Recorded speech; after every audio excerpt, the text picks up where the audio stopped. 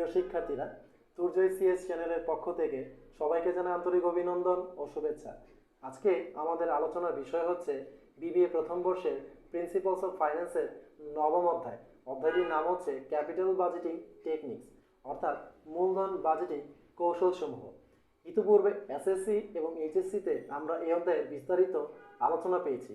আমরা সবাই জানি প্রতিষ্ঠানের দীর্ঘমেয়াদী বিনিয়োগ সিদ্ধান্তের সাথে জড়িত প্রক্রিয়াকে মূলধন বাজেটিং পদ্ধতি বলে।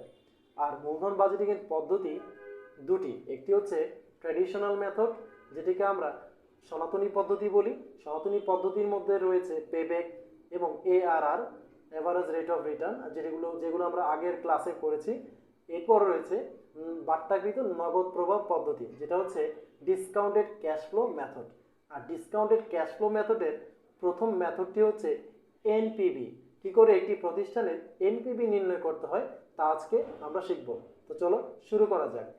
এনপিভি নির্ণয় করার আগে আমাদেরকে এনপিভি কি সেটা জানতে হবে। কোনো প্রকল্পের ভবিষ্যৎ নগদ প্রবাহগুলোকে যথাযথ মূলধন ব্যয় দ্বারা বাট্টা করে বর্তমান মূল্যে রূপান্তর করার পর বর্তমান মোট মূল্য থেকে প্রকল্পের প্রাথমিক ব্যয় বাদ দিলে যে মূল্য পাওয়া যায় তাকে নিট প্রেজেন্ট ভ্যালু বা নিট বর্তমান মূল্য বলে। আর নিট প্রেজেন্ট ভ্যালু ধনাত্মক হলে সেটি গ্রহণযোগ্য। অপরদিকে নিট প্রেজেন্ট ভ্যালু যদি ঋণাত্মক হয় তাহলে সেই প্রকল্পটি আমাদের বর্জন করতে হবে। তো চলো শুরু করা যাক। আমাদের এখানে একটি প্রবলেম রয়েছে, সেই প্রবলেমের মাধ্যমে আজকে আমরা এনপিভি শিখব। এখানে বলা হয়েছে assume that project X cost টাকা 2500 and is expected to generate year and cash inflow of টাকা 900, টাকা 800, টাকা 700, টাকা 600, টাকা 500 in years 1 through 5. The opportunity cost of capital 10%. Calculate NPV. আমাদেরকে মনে রাখতে হবে প্রতি বছরে আন্তঃপ্রবাহগুলো যদি অসমান হয় তখন আমাদেরকে একটি সূত্র অ্যাপ্লাই করতে হবে, আর প্রতি বছরে আন্তঃপ্রবাহগুলো যদি সমান হয় তখন আরেকটি সূত্র অ্যাপ্লাই করতে হবে। তো চলো আমরা দেখি। তাহলে আমরা প্রথমে এখানে লিখবো, আমরা এখানে সমাধান করছি। The formula of the net present value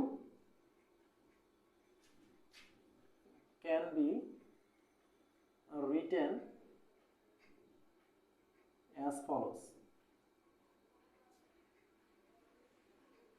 তাহলে আমরা এনপিভির দেখতে পাচ্ছি ক্যাশ ইনফ্লো গুলো আলাদা আলাদা, তাই আমরা লিখবো এখানে, একটু বড় করে লিখি।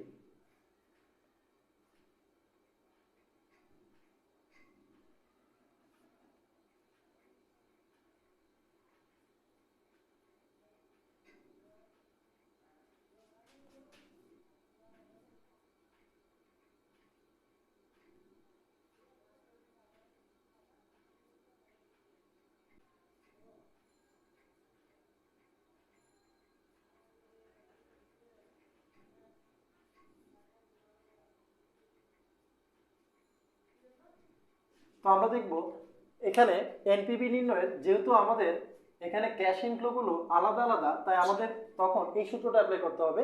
এখানে আমরা লিখেছি CF1 divided 1 plus k to the power n, CF2 divided 1 plus k to the power 2 dot dot dot CFN 1 plus k to the power n। আমরা এখানে CF1 দিয়ে বোঝাচ্ছি আমাদের ক্যাশ ইনফ্লো প্রথম বছরের টাকাটা, আর CFN দিয়ে বোঝানো হচ্ছে শেষ বছরের, অর্থাৎ শেষ বছরের টাকা। এটা আমি এখন শর্ট ভার্সন করে লিখেছি, এখন আমাদেরকে সূত্রটা সম্পূর্ণ লিখতে হবে। আর CF0 দিয়ে আমরা বোঝাচ্ছি ক্যাশ ফ্লো, অর্থাৎ প্রকল্পের প্রাথমিক বিনিয়োগ। তো আমরা এখন লিখে ফেলবো CF1 1 প্লাস কে তে বোঝাচ্ছি আমরা কস্ট অফ ক্যাপিটাল আমাদের ছিল এখানে 10%। তাহলে আমরা আমাদের ক্যাশ ইনফ্লোতে ছিল প্রথমে টাকা 900, তারপরটা রয়েছে আমাদের 800, অর্থাৎ 1 প্লাস 0.1 পাওয়ার 2 প্লাস,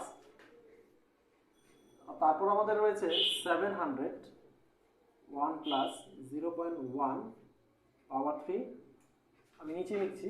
তারপর রয়েছে আমাদের 600 1 প্লাস 0.1 পাওয়ার 4 প্লাস তারপর রয়েছে আমাদের 500 1 plus 0.1 to the power 5 minus করে দিব আমরা ক্যাশ ফ্লো। অর্থাৎ ক্যাশ ফ্লো বলতে আমরা প্রকল্পের প্রাথমিক বিনিয়োগকে বুঝে থাকি। এখানে আমাদের প্রাথমিক বিনিয়োগ ছিল 2500। ওকে, আমরা এখন ক্যালকুলেট করব। 1 প্লাস 0.1 1.0 900, আমরা প্রথমটা পাচ্ছি 891.08 প্লাস তারপর আমরা পাচ্ছি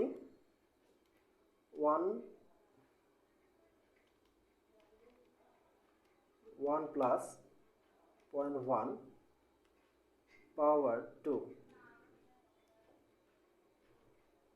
800 ডিভাইডেড আমরা এখানে পাচ্ছি 601.15। তারপরটা আমরা ক্যালকুলেট করলে পাচ্ছি, এটা ক্যালকুলেশন করা খুব সহজ। আমরা প্রথমে ব্র্যাকেট দিয়ে নিচে একটা কাজটা করব। 1 প্লাস 0.1 ব্র্যাকেট পাওয়ার 3। তারপরে আমরা যেটা করব, আমরা যে রেজাল্টটা পাবো সেটাকে আমরা জাস্ট কি করে দিব, এসি করে দিব। এসি করে তারপর লিখব 700, তারপর আমরা লিখব ভাগ, তারপর আমরা আনসারে ক্লিক করব ইজ ইকুয়াল টু, তাহলে আমরা রেজাল্টটা পেয়ে যাব। এখানে পাচ্ছি 525.92। আমরা 3 নাম্বার বছর তারপরটা পাচ্ছি, এখানে ভুল লিখেছি, 600 হবে। ব্র্যাকেট 1 প্লাস 0.1 ডিভাইডেড পাওয়ার হচ্ছে 4। আমরা যে রেজাল্টটা পেয়েছি সেটাকে আমরা এসি করে দিব। তারপর আমরা লিখব 600 ডিভাইডেড আনসার 409.8। তারপর আমরা পাচ্ছি ব্র্যাকেট 1 প্লাস 0.1